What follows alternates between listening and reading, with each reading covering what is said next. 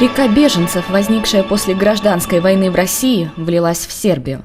Иммигранты нашли свой новый дом и убежище здесь.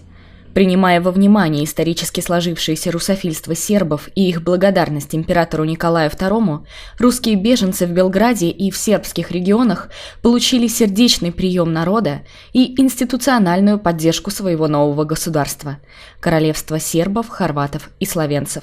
Основная идея состояла в том, чтобы помочь безболезненно интегрироваться иммигрантам в сербское общество, не потеряв себя и сохранив свою самобытность.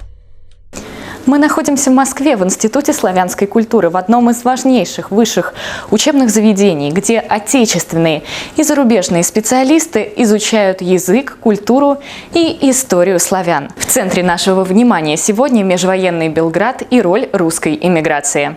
Наш сегодняшний собеседник Негош Манойлович, доцент кафедры общей славянской филологии, более подробно познакомит нас с атмосферой, которая царила в Белграде в межвоенный период, где русская эмиграция занимала особое место. Если бы я прогулялся по Москве в таком костюме, а это сербская народная форма сегодня, скажем, по Арбату, мне кажется, что москвичи были бы сильно удивлены.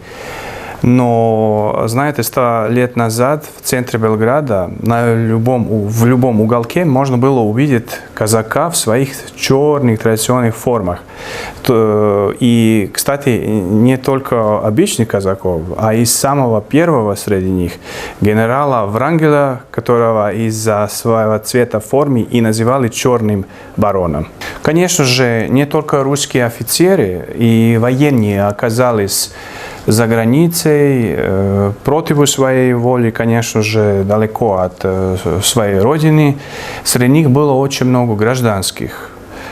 Страну покинула элита, среди них очень много ученых, инженеров, архитекторов, политиков, депутатов в Думе и так далее. В общем числе гражданских лиц где-то под 40 тысяч и столько же военных. Сербская правящая династия Караджорджевичей поддерживали очень хорошие отношения с русскими белыми. Это в первую очередь вызвано тем, что Николай II, император русский, выручил сербов в течение Первой мировой войны. Благодарные сербы ему построили памятник, который и сегодня стоит напротив дворца короля.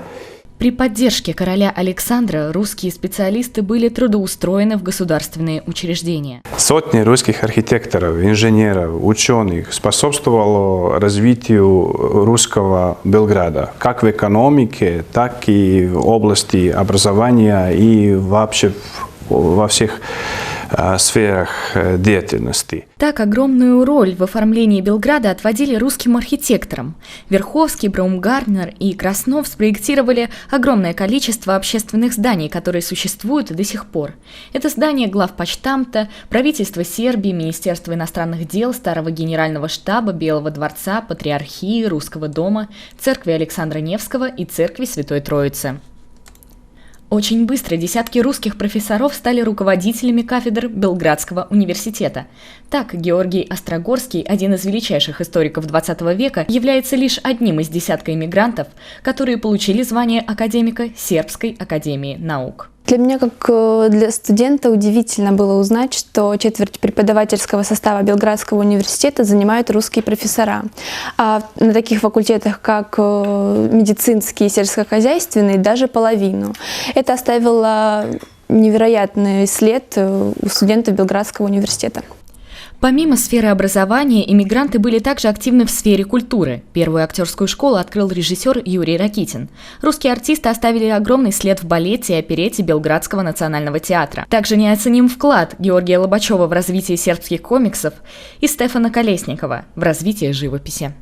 Русские художники, инженеры, ученые и многие другие внесли неоценимый вклад в развитие межвоенного Белграда.